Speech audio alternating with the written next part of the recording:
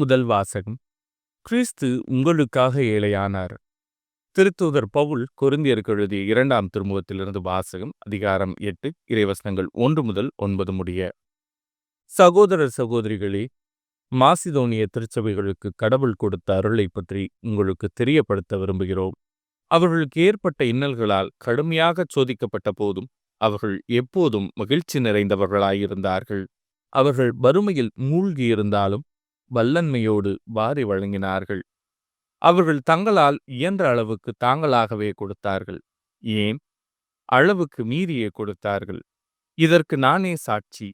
இறை மக்களுக்கு செய்யும் அறப்பணியில் பங்கு பெறும் பேறு தங்களுக்கும் அளிக்கப்பட வேண்டும் என மிகவும் வருந்தி கேட்டுக்கொண்டார்கள்.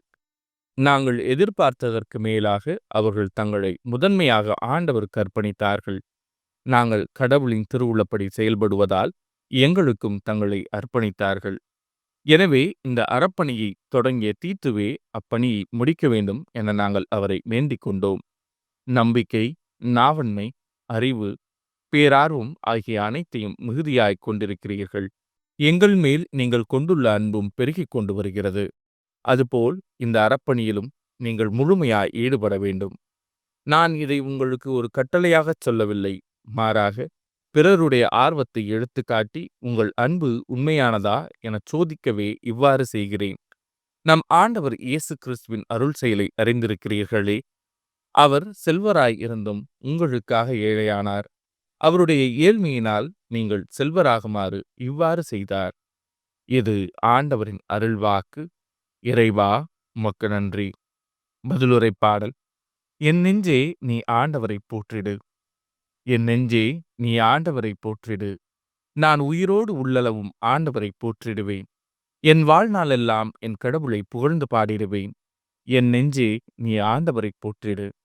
யாக்கோபின் இறைவனை தம் துணையாக கொண்டிருப்போர் பேறு பெற்றோர்.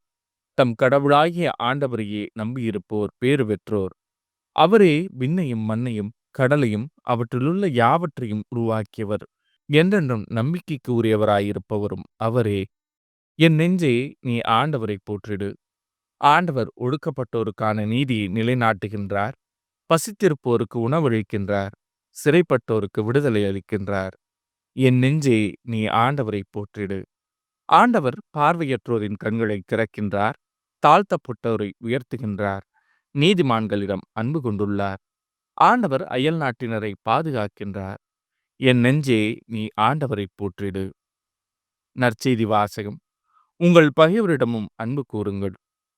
மத்தேயு எழுதிய தூய நற்செய்தியிலிருந்து வாசகம். அதிகாரம் 5 இறைவசனங்கள் 43 முதல் 48 முடிய.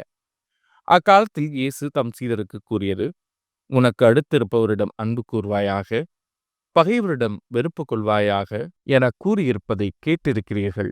ஆனால் நான் உங்களுக்கு சொல்கிறேன், உங்கள் பகைவரிடமும் அன்பு கூறுங்கள். உங்களை துன்புறுத்துவோருக்காக இறைவிடம் வேண்டுங்கள். இப்படி செய்வதால் நீங்கள் உங்கள் விண்ணகத் தந்தையின் மக்கள் ஆவீர்கள். ஏனெனில் அவர் நல்லோர் மேலும் தீயோர் மேலும் தம் கதிரவனை உதித்தளச் செய்கிறார்.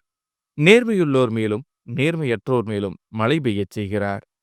உங்களிடத்தில் அன்பு செலுத்துவோரிடமே நீங்கள் அன்பு செலுத்துவீர்களானால் உங்களுக்கு என்ன கைமாறு கிடைக்கும்? வரி தண்டுவோரும் இவ்வாறு செய்வதில்லையா? நீங்கள் உங்கள் சகோதரர் சகோதரிகளுக்கு மட்டும் வாழ்த்து கூறுவீர்களானால் நீங்கள் மற்றவருக்கும் மேலாகச் செய்து விடுவதென்ன? பிற இனத்தவரும் இவ்வாறு செய்வதில்லையா? ஆதலால் உங்கள் விண்ணகத் தந்தை நிறைவுள்ளவராயிருப்பது போல நீங்களும் நிறைவுள்ளவர்களாயிருங்கள். இது ஆண்டவரின் அருள்வாக்கு. கிறிஸ்துவே, உமக்கு புகழ்.